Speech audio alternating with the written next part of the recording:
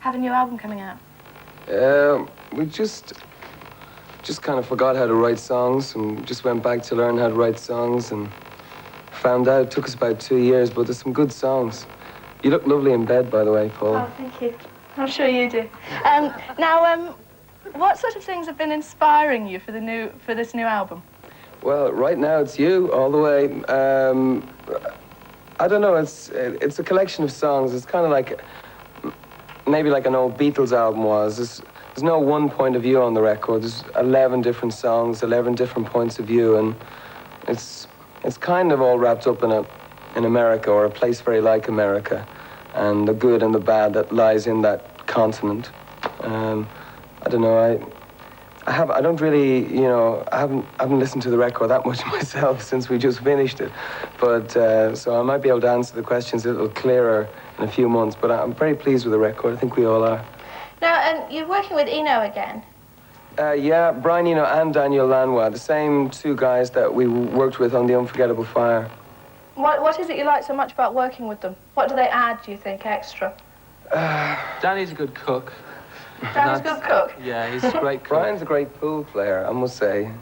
He's a great pool player. Except he always takes the money, that's the problem, When you bring Brian out to play pool, he loves to win, which is a bit of a drawback.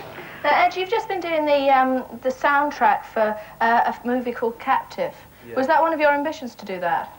Well, we've been saying it in interviews for about the last 3 or 4 years, and it was getting embarrassing, so I decided we'd have to do one at some stage, and we had a couple of months off just at the end of the last tour, and I went into the studio and recorded a few things, and then went looking for a film. So I found Captive through the producer, and just did it. It was a bit of a challenge and a bit of an experience. I'm not rushing back to do another movie. I think rock and roll is a lot better fun, to be honest.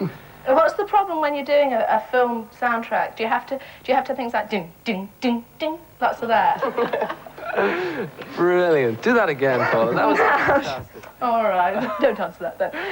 Do you miss playing small gigs after having to, not having to, but playing such huge places all the time?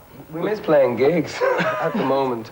If we were really to own up to it, I think I don't like making records half as much as I like to play, to be on stage. And I think U2 are a live band, and as much as we do make records, and I think we're okay at making records, I think what's special about U2 is U2 on stage, live. We tried playing the Hope and Anchor a few years ago, and it just didn't work out. Yeah. Some of them are just a bit too kind of small for us. Yeah, some people come back and say, well, I used to see you in the Hope and Anchor, or, and you were really great, and now you're just playing the big places. Well, anyone who was at the Hope and Anchor is really pleased we're playing the big places, because we were pretty crap as a club band. And I think we're a lot better. Our music's kind of a big music, and it suits the big spaces, I think.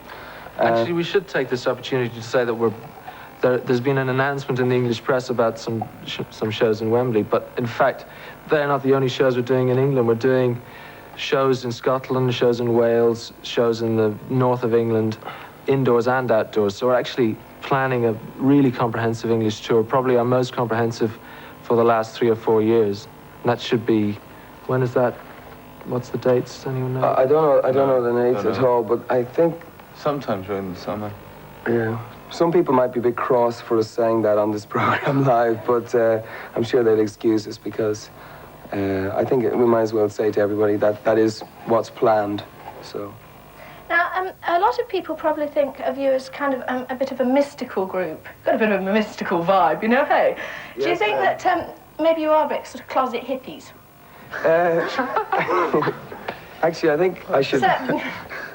Oh, wow. Oh, no. Yeah, I think really it's...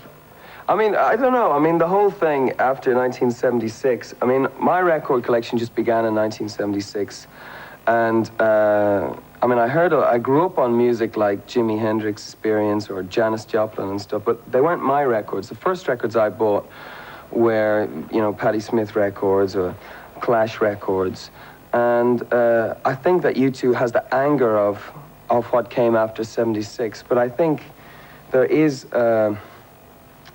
if there is a love in our music, if that's not too strong a word, which maybe you could associate with the era before 1976, but it's not all love and peace at all. In fact, anyone who knows us would tell you Knows you're that, or grouchy. works for us.